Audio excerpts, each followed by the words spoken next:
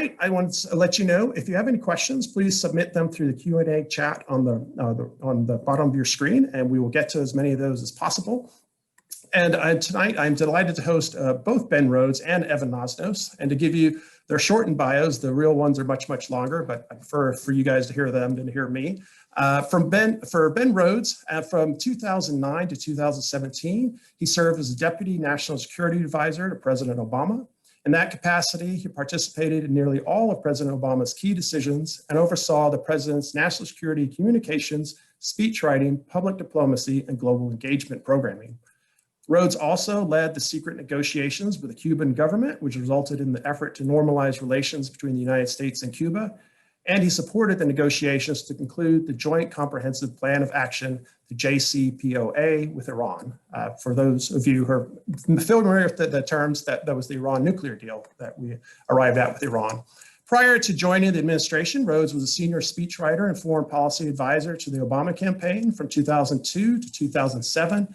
He worked for former Congressman Lee Hamilton, supporting his work on the 9/11 Commission and the Iraq Study Group. Rhodes is the author of the New York Times bestseller, The World as It Is, which many of you came to our event with him about 2 years ago here in Houston. And he's a contributor for the NBC News, MSNBC, and Crooked Media. He's also the co-chair of the National Security Action and an advisor to former President Barack Obama. A native New Yorker, he has an MBA from Rice University and MFA from New York University. I'm also delighted to introduce our guest moderator for this evening, who is also coming back to the council, Evan Osnos. Evan Osnos is a staff writer at The New Yorker, a CNN contributor, and a senior fellow at the Brookings Institution.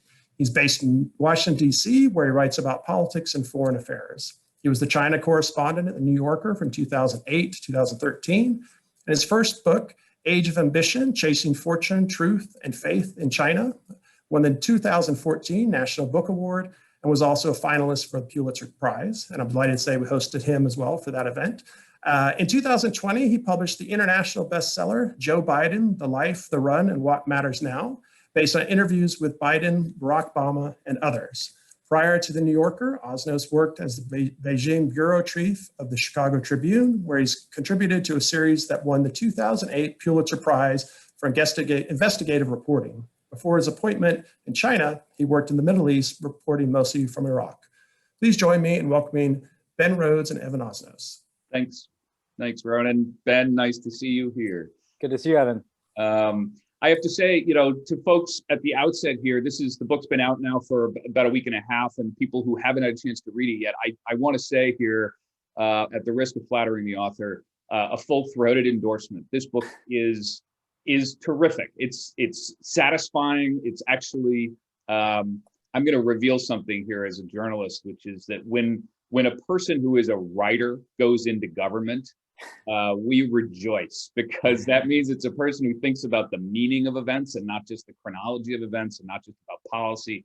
And I, for one, as part of the reading public, Ben, I'm glad you're now liberated from the bonds of government, back out as a writer. Welcome back. I want to say one thing about the book for folks who are trying to sort of think about what we're going to be talking about today. The book, obviously, after the fall, captures this moment of what we can think of as the fall of American hegemony, the sort of end of this concept of American consensus. But it is also, to use a phrase that you have late in the book, Ben, it's a book that contains strange hope, because there is essentially an embedded argument that we have something that is worth reviving. We have something that is worth acknowledging, defining, and making it a project of resilience. And we're going to talk about China, I think, mostly today, and a subject that is of great interest to both of us. But I want to, before we sort of plunge into China, to Hong Kong, to the implications for the rest of the world, and you've had a series of very interesting experiences that you describe in the book. I want to start first, though, with a writer question, because I'm fascinated by what you decided to do. You, as some people will know, Ben started out as an aspiring novelist before he met this guy, Barack Obama, and then life intervened. You wrote speeches. You then wrote a memoir about your time in the administration. And now you've written something that strikes me as having elements of all of these things, not fiction, but there is an attempt to try to inhabit the interior lives of the people you met. It's almost sort of narrative in its approach. You described this as self-imposed exile that you went on after leaving the administration. What did you try to do here? What was the book you set out to write? Thanks so much for that, Evan.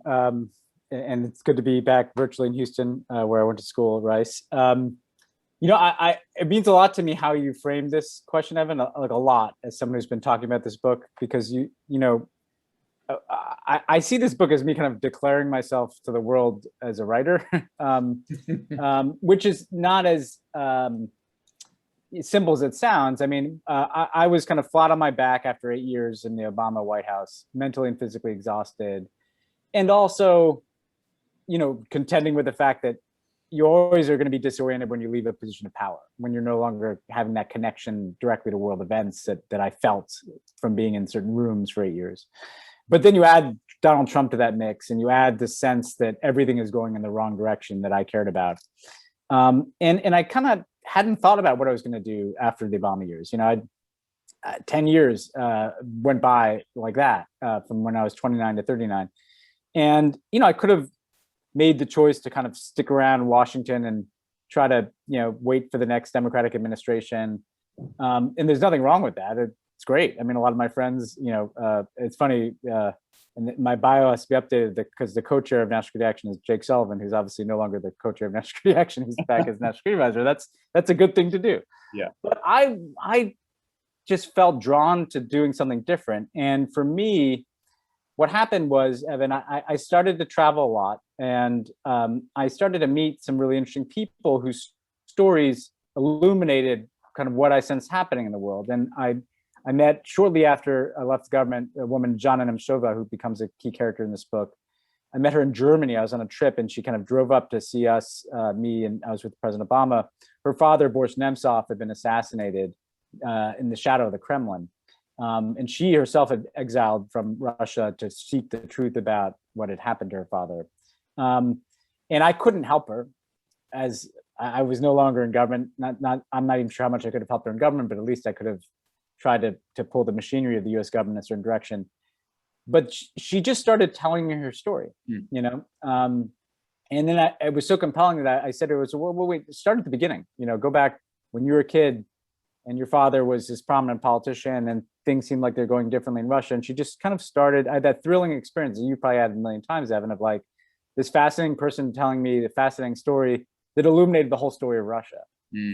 And I kind of had this germ of an idea of, well, what an interesting concept that me, someone who's recently been in power, what if I just talked to people around the world who experienced the trends that I kind of worked on from the exalted distance of the White House, lived them?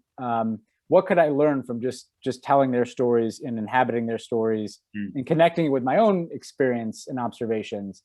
And that really became what the book is, essentially, was this kind of search for the answer to the question of why is democracy in recession everywhere, and what are people doing about it? Yeah, there's one of the kind of textural elements that comes through is this contrast between the kind of sterility of the places where you are as a powerful person, you know, where you're, you know, in a perfectly air-conditioned space where everybody is being sort of let in one by one, versus the sort of humidity of the world that you then are encountering as a writer, where you're kind of going to people and trying to figure out what does that story say to you and what does it tell you about yourself and the world. There is a moment early in the book, I suppose I didn't intend it, but humidity is the right word. You're lying on your bed at the Hotel Nacional in Cuba with some combination of food poisoning or Havana syndrome or something. But you're having, I think, a moment of, you know, what the monks would call a dark night of the soul. You're sort of having this moment of doubts, and you're beginning to ask yourself about these things that this sort of the project that was so much of the work that you were engaged in the Obama administration. As you say here, you know, had we misled all of these people, from the Cubans who wanted to move beyond the past to the Europeans who saw America as a guarantor of democracy, or were we always pushing against inexorable forces? That, I think that moment of doubt is very important as an engine of this book. Can you talk a bit about what it was, the questions you were beginning to ask yourself about the promises that we made as Americans to the rest of the world, and what you were trying essentially to answer for yourself?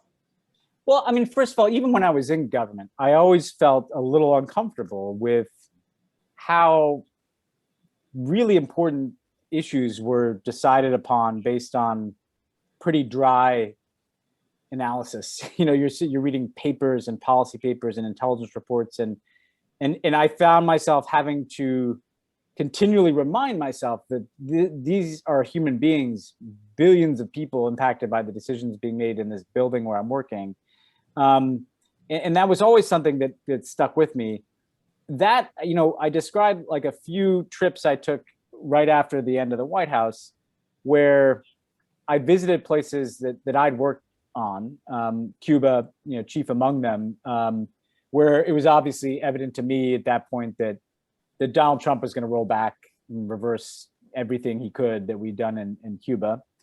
I'd been to Myanmar, which is a country, it's kind of eerie that I wrote about Myanmar at the beginning of this book, even before this coup happened, but yeah, where I sensed going there in 2017 with actually Jake Sullivan, you know, that this was not, that this was a smaller country surrounded by these giants, China, India, the US now under Trump, and that they weren't going to be able to kind of resist the direction of history. The current, they're going to get caught up in these currents.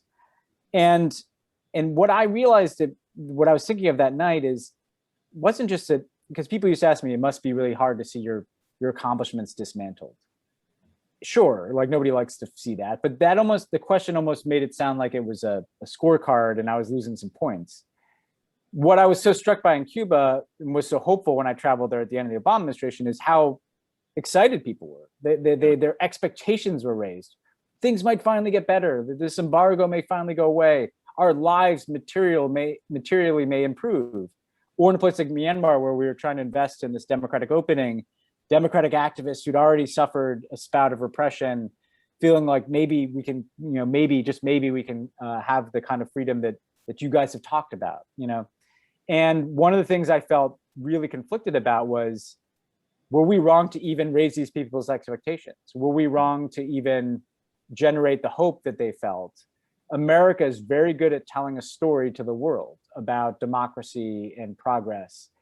And yet here we were under Trump, and I'm sure to some extent under Obama and any US president, not living up to that story. And so it wasn't just the substantive changes under Trump. It was this kind of belief that we'd betrayed everybody, because we'd betrayed the story that we've been telling the world about what America is and what we stand for. And you know, that did stir up a lot of conflicting emotions. That is kind of that scene is kind of the starting point, I think, for the journey I went.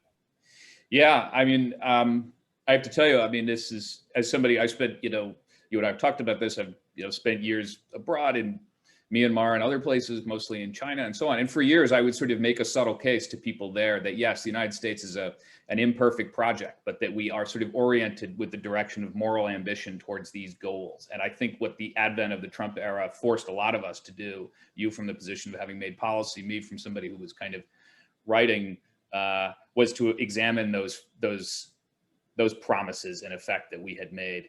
You identify a key moment. This, I think, is something that, if there's a chronological heart to the book, it's the summer of 2008. Yeah. There's a moment, and in the span of this sort of dense period of time, a cascade of kind of prophetic events happen. Yeah. Talk about that. That's, from my perspective, the key here. So I was really struck, Evan, at everywhere I went, because I'm trying to examine, why is the world taking this turn towards nationalism and authoritarianism? And I really focus in on 4 countries: Hungary, which is kind of the exemplar of this happening in Europe; Russia, which is kind of the root of the pushback on democracy; China, which is kind of the future, which we'll talk about; and then America, you know, and which has been the superpower. And every story had a pivotal moment in the financial crisis in 2008. You know, in Hungary, the story I heard was, this is the moment.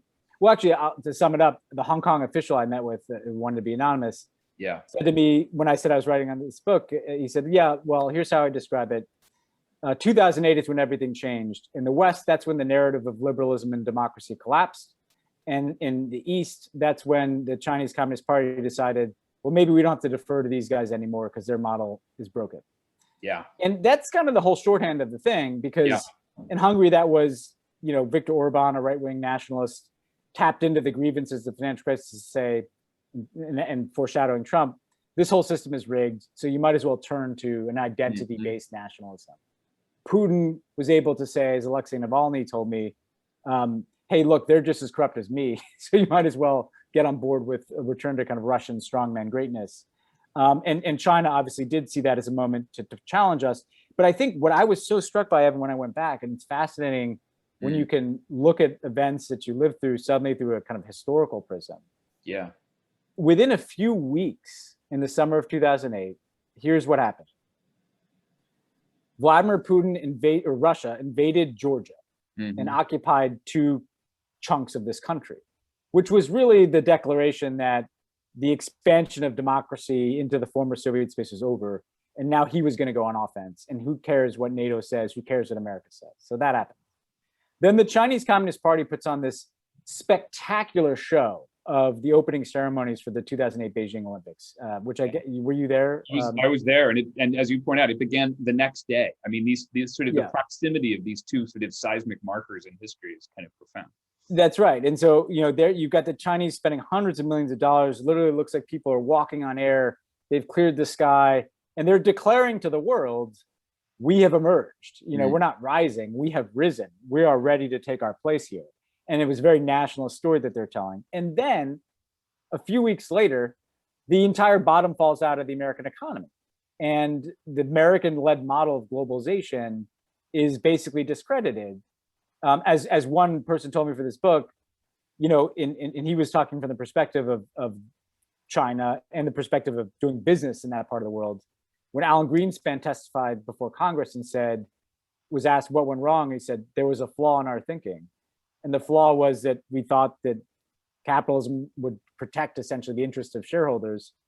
He said, boom, that was like the gunshot that went off in Asia, that this whole thing is going to change. And so to me, by the way, Barack Obama is about to get elected president of the United States. So that's happening too. All these things are happening at the same time.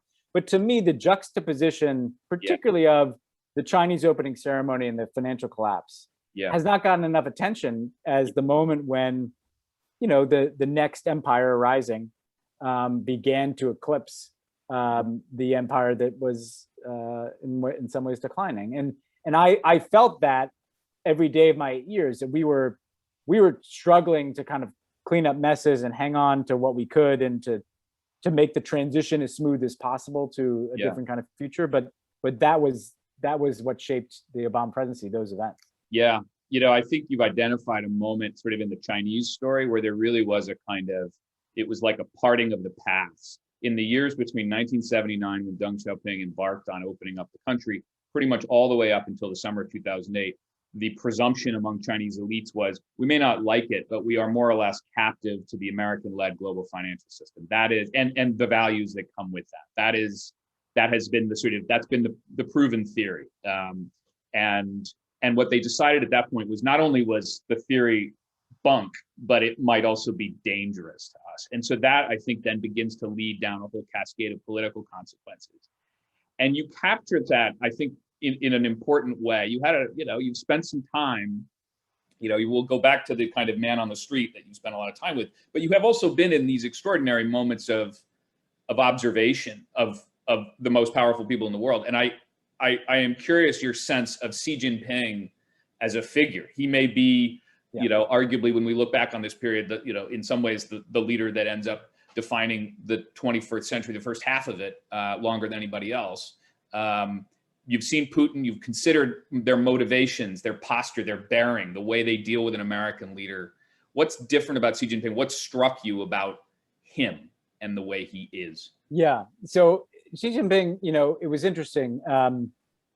When he became president, we had a summit with him in Sunnylands, California. And this is kind of like, it's something out of the American past. It has Gerald Ford hung out there and Reagan hung out there, and it's a golf course basically in Palm Springs, California. Yeah. And the whole idea was like, let's get this guy alone for a couple of days and have Obama spend hours and hours and hours with him, which is very rare, just so they can kind of get to know each other and compare notes on everything. And from the second that this guy walks in the room, it's like, this is different. And the way I describe it is Hu Jintao, the previous president and chairman of the party, was basically an apparatchik. I mean, he basically reflected the consensus of a system. When he met with you, he read his talking points, and he read them so verbatim, Evan, that Obama and I used to have a joke. The translator who would translate read the same talking points. And so Obama was always like, why don't we just have this guy read this? Like, who doesn't have to deliver them in Chinese? He could just, we could save time that way. Yeah. Xi Jinping did not read the talking points. He had arguments. He was argumentative, but not in a mean way, but in a, like, this is a man with opinions. This is a man, with his own views.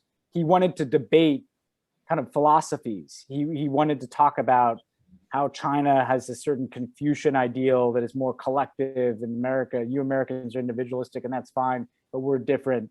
He also, though, described China's core interests differently. And to those of people who don't, follow the terminology of this, when the Chinese say core interests, it's like, that's something that we don't care what you say. We're going to ignore what you say. This is our sovereignty. Don't mess with us. Under Hu, Tibet would have fallen into that category. Taiwan would have fallen into that category. Suddenly with Xi, the entirety of the South China Sea was in that category, an absurdly large maritime border that they draw, where they basically claim the entire body of water that borders a whole bunch of other countries.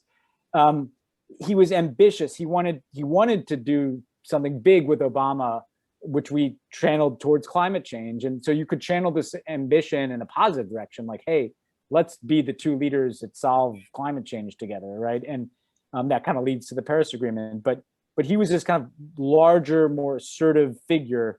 He also was a personality. He was married to a famous singer in China. He was the opposite of, he created a cult of personality around himself. He had this phrase repeated infinitely, the Chinese dream, which never made much, I never could quite figure out what the Chinese dream was, until actually someone really nailed it for me in this book, who said to me, I think it means the opposite of the American dream, right? So in every way, shape, or form, he was just a big and new figure. And everything that China did, for bad, good, and in between, after he became president, became much more assertive and aggressive. Yeah, I would say I liked that line in the book. Somebody said that to you. It occurred to me at the time, I think I wrote in the March. And actually, I think the one alteration is, I would say that they regard it as the American Dream 2.0, which is to say it would be an improvement upon. And that is, it's sort of a fundamental idea that there is a belief in Xi Jinping's generation of, I would say, of the political class, that the Chinese model is a superior model. I mean, that is sort of one of the things you've identified, is in a sense, sort of the end of embarrassment. There was a period of time when Chinese leaders kind of carried themselves with a little bit of like, well, we know we're a poor country. We know we're locking people up that you find objectionable, and we're a little bit sheepish about that. But give us time, give us investment, give us involvement in international organizations like the WTO and everything else, and eventually we'll become sort of fully realized participants. That is not how they carry themselves now, and Xi Jinping is a sort of primary representative of that. Yeah. Do you think, as you look at it now, were we wrong? I mean, was there? I think it's a stupid question to say. No. I actually don't think it's the right question. I actually think the right question: was there another option for Barack Obama in those years to say to Xi Jinping and to deal with him in a different way? Or were we already essentially sort of funneled into one set of potential relationships? I thought a lot about this, and I kind of unpacked this in the book.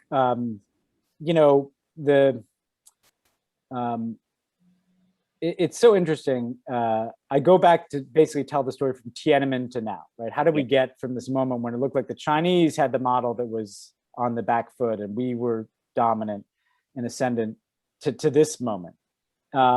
And there's a lot of history in between there.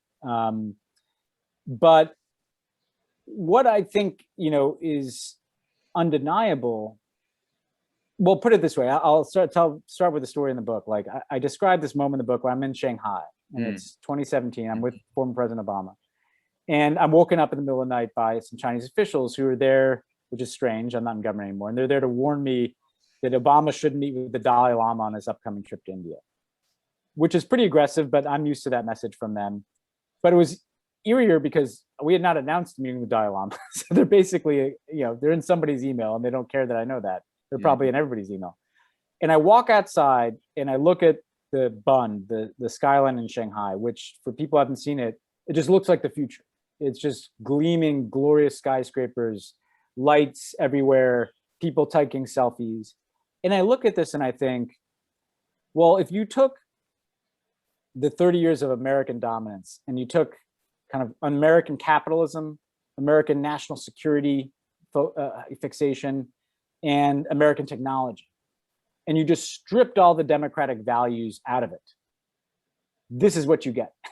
Like there's a logic to the Chinese Communist Party actually taking the baton from us in some ways. And then if I look back and I interrogate the US relationship with China since the Tiananmen, at every point, those things I mentioned, profit, national security, and technology were more important than democracy under every president. And every president, by the way, had good reasons for that in the US national interest at the time. Bill Clinton wanted to open up new markets and lower prices for American consumers. George Bush was fixated on fighting terrorism, and the Chinese were more than happy to oblige him in that. Barack Obama needed their help to bail out the global economy after the financial crisis and then get a climate agreement. And George H.W. Bush, I don't know, I guess after Tiananmen thought that, things are moving in one direction because of the fall of the Soviet Union, inevitably that's going to happen here maybe, so we can make amends with them.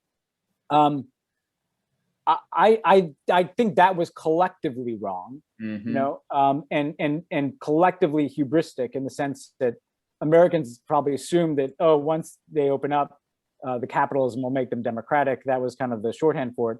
But also Bao Pu, a character in my book, a fascinating guy, said to me, maybe you guys didn't think a non-white country could beat you, and there may be something to that. When I look at us and what did we do wrong, what could we have done differently?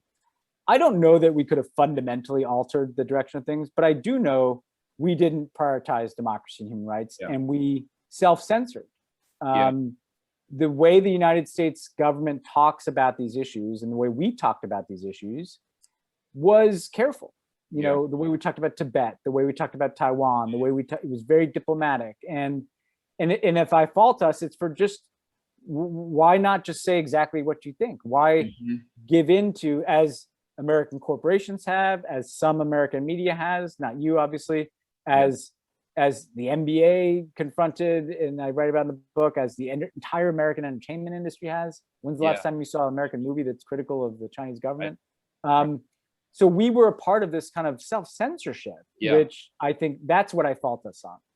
And I would say there's another interesting piece of this too, which was not on the policy side, but actually more on the nature of American capitalism and what China meant for how our system evolved. You identified, I think, a really important piece of this, which, if to be honest about, as somebody in the generation of people who've been writing about China for the last 25 years or so, it took us too long to recognize that a lot of the primary interlocutors, the people who we were talking to kind of get a read on these big questions, were people who had one very specific interest in the China relationship, which was to extract as much value as they could from it. And, this is, in some cases, these were good faith actors. I'm not saying that somebody who was, going over there and, trying to open factories in China was doing it for the wrong reasons. But what they weren't doing was thinking about what the implications were for American workers. I mean, one of the dynamics that I think you identify in the book that's so important is, as you said here, that essentially decades of the decades of trade with China had produced gains, but those gains accumulated with the very few Americans who sat at the top of our own economic pyramid. The people who ran companies, traded stocks, held portfolios, and repeatedly had their taxes cut. I think that's actually a huge insight because analytically, it's hard for those of us who deal with China a lot to acknowledge that part of the problem was not that China was conducting this kind of, merciless extraction of American value. No, we sort of created a system in which we were doing that to ourselves, which gets to one of the underlying arguments of the book, which is essentially the effect of, the effect of our own inequality as an ingredient in this global cascade that you describe. What do I have that about right? Is that yes, exactly. You couldn't put it better, Evan. And I mean, I name check, I think, Hank Paulson and Mike Bloomberg and Schwartzman. Steve Schwartzman, who, again, like you said, I'm not saying they're bad guys. I mean, like I name checked every president too, but the reality is that the trade-offs that were being made were because of how much money was being made in China. And that benefited those guys. It also benefited people with stock portfolios, right? So it benefited people a little bit lower down the food chain, but most people don't have a bunch of wealth parked there. And one of the things that, in telling the story of the Hong Kongers, they're describing to me their experience of the last 20 years, which is an experience of this kind of steady encroachment of the future, which is like suddenly over time, there's certain things you're not supposed to say. And you suddenly realize, I can't post certain things on social media. And then you realize, I can't, if I want to get a job and want to get ahead in life, I can't even visit certain websites because they're definitely going to be watching that. And then it's like, I can't even email my friends certain things because they're probably keywords that are searched for in the emails. And what these Hong Kongers came to realize, which is why there was such a frenetic movement, is that they were trying to control how they thought. And if all the incentives in the society, and this is already the case in mainland China, if all the incentives in a society are, you will get ahead, you will get a good job and be able to go to good school and be left alone, as long as you just don't think certain things. That is the future that we're headed towards. And part of what I had to acknowledge is we, number one, are already kind of there. And John Cena, the fast actor, has to apologize in Mandarin to the Chinese when he says something like in our businesses, like the compromises our businesses make to be in the Chinese market are, you will shut up about anything involving politics, and so will your employees. And then also, oh, by the way, an uncomfortable reality as we start to deal with things like the Uyghur issue, American VC, venture capital, financed Chinese technology as much as the Chinese government did, because everybody was getting rich, and so it forced me to confront that our society over the last 30 years prioritized making money in China. Number 1, 2, and 3. Democracy didn't enter into it in ways, interestingly, that as flawed as the Cold War was, like never would have been the case with the Soviet Union. Like there was a values prism through which we, whether it was self-interested or not, and there was a values prism that guided our policy. And the China prism has been a profit prism. And uncomfortably, I think that there's a connection between that and the impunity that Chinese feel on an issue like the Uyghurs or on Hong Kong. And there's a connection to the fact that that's kind of where the world is currently moving. This book is about kind of where the future will be if we don't do something to change it. That's that's a crucial kind of pivot in the argument that you're making too, which is the idea that it is essentially within our power to recognize that it is, we don't necessarily have to drift toward the experience of, becoming the most important country of the last century, that there is this way of conceptualizing what we represent in the world. And I kind of, you and I think both hesitate from the language of saying like, who's going to win the 21st century? That's not really the way that I think we think about it. But I think it might be worth stating clearly, like I'd be curious your view of why actually does it really matter for the United States? Should it matter? Does it matter to assert the idea that we do represent a coherent, affirmative set of answers to the question of, what contributes best to human flourishing? And or should we just accept that the truth is that over the course of human history, China was the most powerful civilization for most of it. We are this, relatively, shimmering but brief experiment, and maybe we're sort of going to reversion to the mean. And I hear that. I will tell you, I hear that from people, particularly who think of it in money terms. What do you make of that? This is the question, Evan. So I put it two ways: one in the kind of what I'm worried about, and one in what I think affirmatively we can be. There's the Chinese argument, your point, that Xi Jinping thinks they have a better system. Shanghai, I think, is like the example, which he would argue, hey, look, are there any freedoms here? No. Mm-hmm. But people are making money, and we're making technological advancements, and you can consume some culture, you can have some fun. This is not a bad life, and it's more reliable, more stable than democracy with all of its messes. So yes, you may have to look away when 1 million Uyghurs are being put in internment camps, but that's kind of the price of just having this stability that produces for people. The warning I found in this book is, and look, there's a lot of kind of theorizing now, well, maybe they're right, maybe they've got a point. Maybe the Chinese model is more, I go to Africa and I'm hearing the same things now about Rwanda there, and Hong Kong to me disproves that. Because there's one city in the world that literally had the option of just opting in, like, sure, like, we're in, guys, like, we want to be a part of that. We want to be Shanghai. And the entire city, just about was like, we don't want that. And there was something so moving about that year, because it was like people being like, no, we want to have individual agency. And some of it was about, democracy, but some of it, one of the people I talked to, Wilson Lung, when I asked him, what does this mean for you? He said, I want to be left alone. I want to choose my own identity.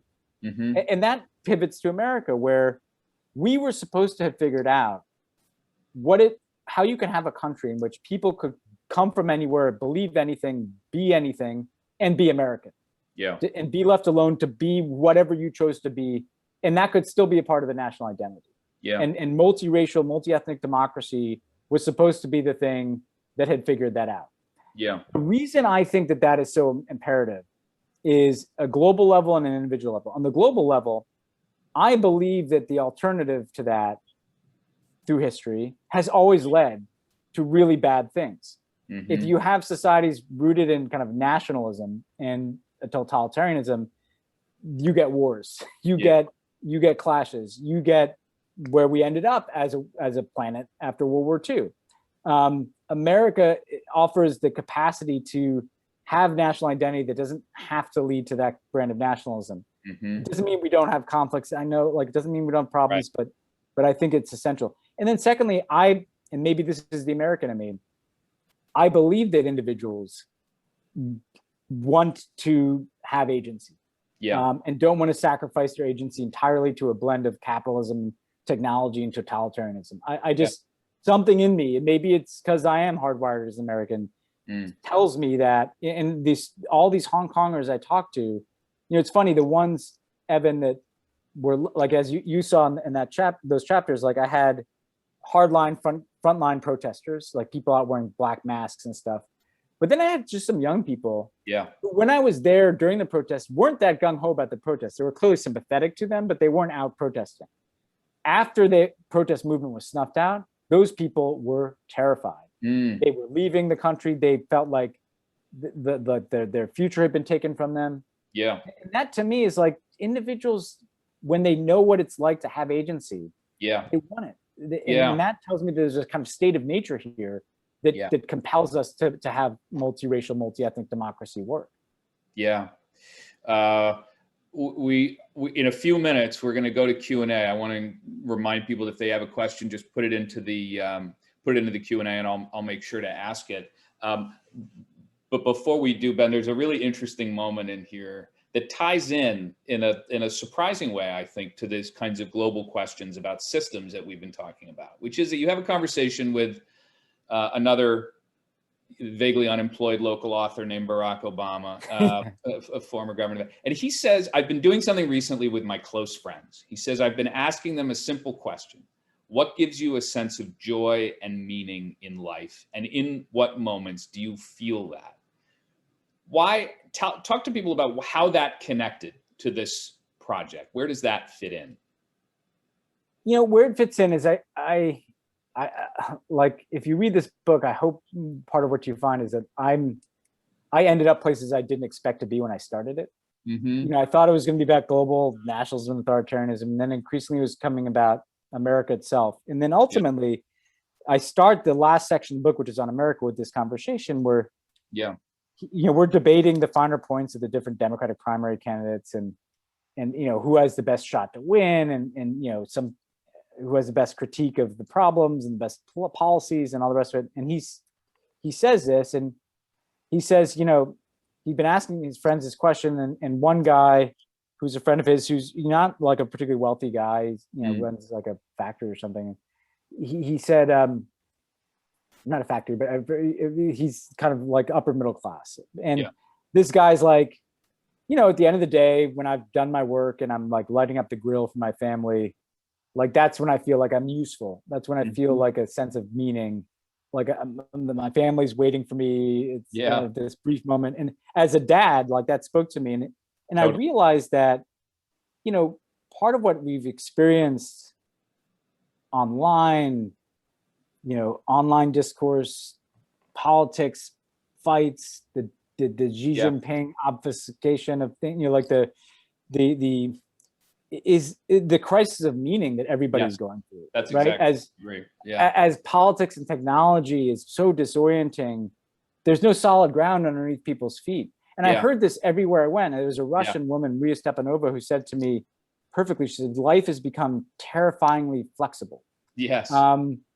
And I realized that that's what I personally was searching for. Totally. And Obama, who has like an ability sometimes to just weirdly, like this thing he said that sounded weird at the time really stuck in my head. He's like, well, he's right. Like, what do I do during the day that makes me feel like that, you know, not arguing with people on Twitter or my cable news hits or even my podcasting, and like, who's going to lead us there? Like, who's going to put some solid ground underneath their feet? But where I ended on that is like, only we can, you know, it's something we have to do. Joe Biden can't do that for us. Right. And my hope is I have a belief in other people that enough people will share that sense, and that will lead to better outcomes, which I know can sound unsatisfying, but I think that's the core of the issue, that enough people are like, none of this, whether it's the Chinese model, the Russian model, or where American politics has been, none of this is putting that solid ground underneath their feet. Yeah, I totally agree. And I would tell you, you know, one-on-one in China, Chinese individuals tell you the same thing. And many of them find the answer. They're looking for meaning. And for some of them, they find the meaning in this nationalism, this blood and soil nationalism, just the same way that Americans found it there. And so they're, you know, in a sense, that is the missing ingredient. And it is also a piece of the solution. We've got a ton of questions, and I'm going to be in terrible trouble if I don't ask you them. So let's plunge in. Christopher asks, he says, fantastic discussion. I wanted to ask Ben about China relative to Russia. Is there a real and growing friendship there, or is it shallow? Well, I mean, I think it's shallow. What's real about it is that they both have an incredible interest in the discrediting of democracy itself, because that's the existential threat to them. And therefore the discrediting of the United States and kind of the unraveling of this world order that we built after World War II. I think one of the things that, you know, I had to do these transitions, you know, I have a Hungary section, a Russia section, a China section, and then America section. The easiest and most seamless one was Russia to China, because kind of what I like, and I do it, I think, through a conversation I had with Adam Schiff, who'd been looking at Russia. And what was interesting is we were talking about Russia, and what he learned from the impeachment hearings. And then he kind of suddenly starts talking about China, like, well, you know, that's what really scares me, not Russia. And the realization I had is that in some ways, Putin has basically been like whether he means to or not, the arsonist who goes down and burns everything down so that the Chinese can then come in and build something, you know, that the ultimate beneficiary, let's say Putin is wildly successful in his effort to collapse the West and divide democracies. Russia will not be the beneficiary. He's kind of like doing a lot of Chinese dirty work for them. And and that's because Putin doesn't care about what happens after he's there. Like he just wants to be as wealthy and powerful as he can while he's on this planet. And I don't think he particularly cares what like the standard of living is for the next generation of Russians. I think he'd like those Russians to think he was a great man or something. But so that's, I don't think that's a depth. I don't think that that's a basis for depth, but they're overlapping interests. I would also add that, you know, they've been neighbors for way too long to be particularly trusting of one another. The Jahan asks, while the rise of autocracy in much of the world is disheartening, are you somewhat hopeful that in the last 10 or 20 years, there have been many more peaceful transfers of power in Latin America and Africa than in the decades before? So I would have unequivocally and enthusiastically answered that question yes a few years ago. And I often, when I'd get gloomy questions, I would point to that a few years ago. Right. And it's true. I mean, we can lose sight of the fact that, you know, as difficult as things look, many more people live with some degree of rights and certainly economic opportunity than 20 years ago, 30 years ago. But the trends aren't good in Africa and Latin America, as everywhere else. And that's part of the argument about this book, is that there's one kind of meta trend in the world right now, and it's not particularly good. I think what does make me hopeful are a couple of things. I mean, more than a couple, but a couple I'll highlight. I've never seen such mass mobilization happening in so many places.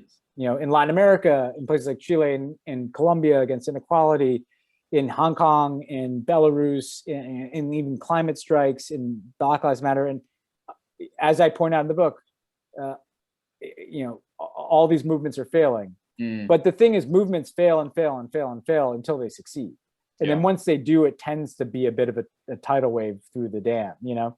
And the other thing is that people are just much more aware. Like the conversation that we're having today couldn't have happened a decade ago. I mean, people have kind of are pretty, this is now front and center. And I think that's why, you know, the next kind of decade, I think we will resolve this one way or another.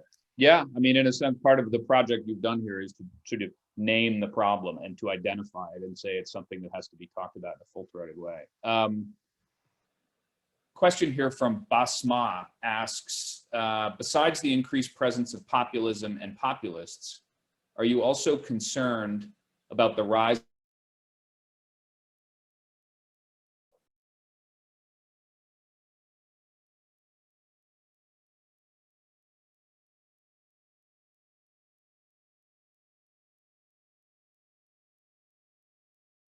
Can people hear me?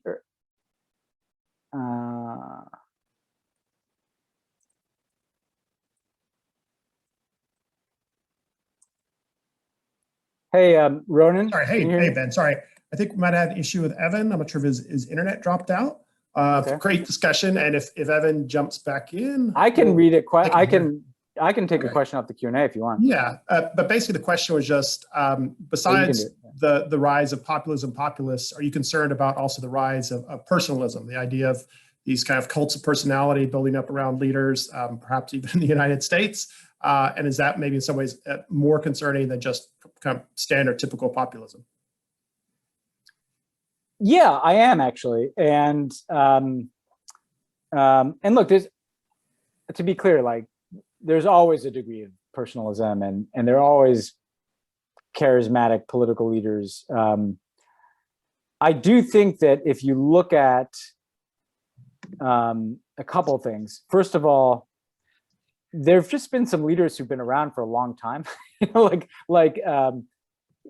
Putin, but even Netanyahu, who may be on his last legs in Israel, Angela Merkel, who I love, in Germany, has been there forever. There's been this kind of drift towards very personality-driven, Modi in India, Bolsonaro in Brazil, Erdogan been around forever in Turkey. There's obviously some of these people are in the kind of populism, authoritarianism strain, but there's a kind of personalism to politics that I think has something to do with technology, with the way in which people take in information, the way in which a leader can kind of grab hold of that and really drive personalized narrative. But another side of this coin is something that I felt during the Obama years acutely. This is not to let us off the hook in any way, shape, or form. And I think in the book, you'll see I kind of wrestle with why couldn't we do more to make structural change on some things like inequality and technology and national security. But also there was, because Obama was so charismatic and it was such a kind of personalized branding around his politics, other people kind of became complacent. You know, it was kind of like, well, Obama's president. So a kind of complacency set in while the right was methodically wiring the democracy from the bottom up in a lot of places, including Texas, to make whatever Obama did irrelevant, right? And where one of the places I land on the book is one of the things I found inspiring about Joe Biden's victory was precisely that Joe Biden is not some giant charismatic figure, that the effort to elect Joe Biden was this kind of collective effort. Yes, a man at the top in Joe Biden who kind of insisted that things could be better and insisted in empathizing with everybody, but also like a civil society, unlike anything I've seen in most of my life, just kind of doing whatever they could to get rid of this corrupt autocrat, and to be blunt, in my view. And I think that's healthier in a way than the over personalization of politics. And I think part what it's going to, even now I worry about these debates about Joe Manchin and anyone, what it's going to take to fix American democracy, Joe Biden cannot do. No matter, like, it's going to take a lot of people in a lot of places doing a lot of work for a while. and Joe Biden, I hope, does the right things. But I think the idea that this isn't where we sit around and wait for the savior, I think is an important concept. And I talk long enough to allow Evan to get adjusted on his phone there. Now I'm back. I don't know what happened, but I'll probably just blame the toddlers. That's the classy thing to do in our house. You know, we're now running off my phone, which is actually going to work. There's one more question that I think is worth asking in the time we've got left, which is Syed asked about intellectual property theft and what is it that the United States can do? What can the G8 do? What can the G20 do about Chinese intellectual property theft?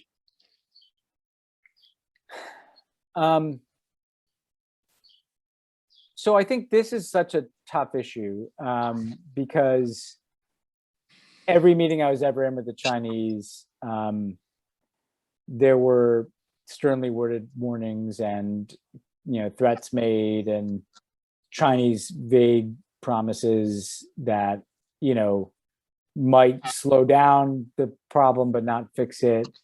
I mean, I think that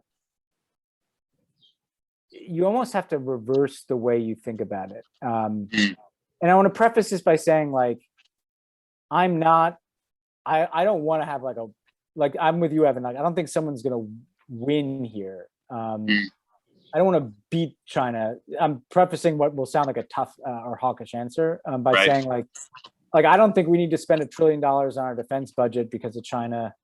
I'd rather not end up in a war over Taiwan. But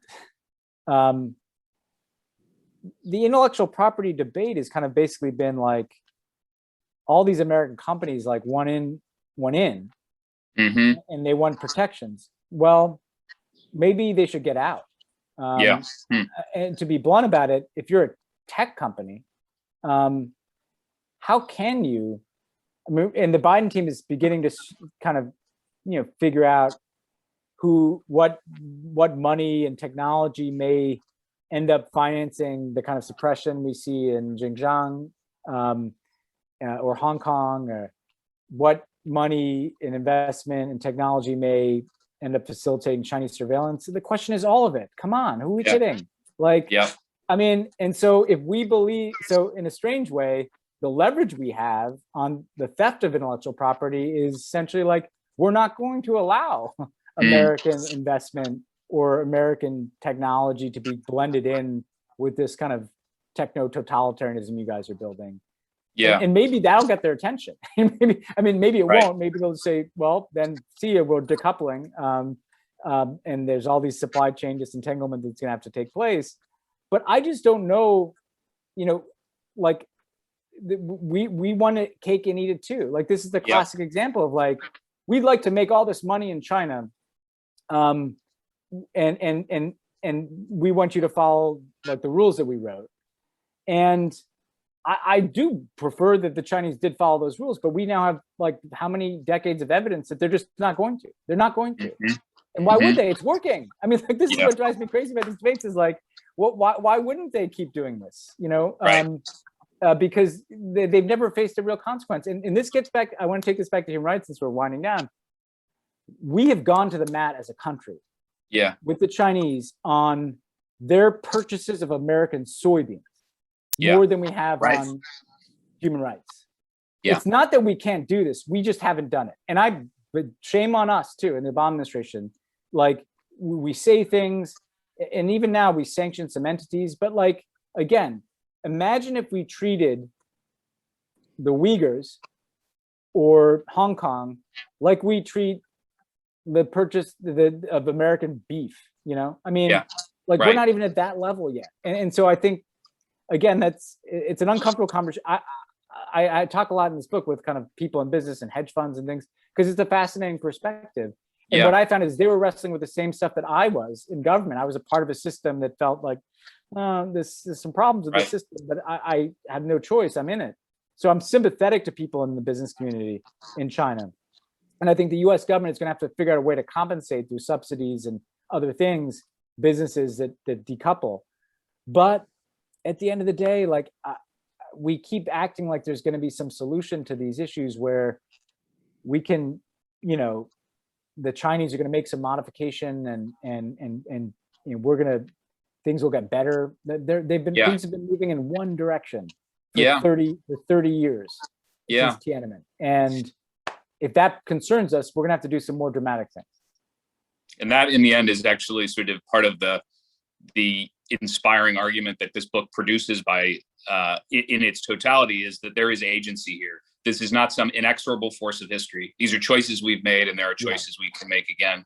Ben, thank you. Congratulations on the book. We're getting the hook here. They clearly already tried to pull my internet access, but it's a terrific book. I hope everybody who joined us this afternoon will get a chance to buy it, read it. I gather you're signing them for them. I'm supposed to thank everybody on behalf of the Houston World Affairs Council. Ben, let's do this again in person sometime. Great. Thanks so much, Evan. That was great. Be well, guys. See you guys.